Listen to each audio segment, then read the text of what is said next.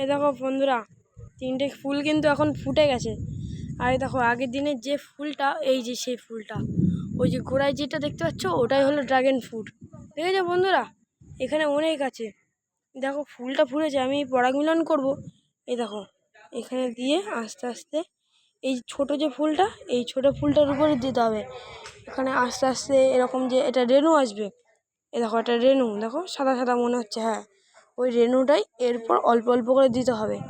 আর অবশ্যই বন্ধুরা, এই দেখো বৃষ্টি পড়ছে, মেঘ ডাকছে, কিন্তু এই সময় এই যে কাগজ টাগজ দিয়ে প্লাস্টিক দিয়ে ঢেকে রাখতে হবে, না কিন্তু ফুল পচে যাবে।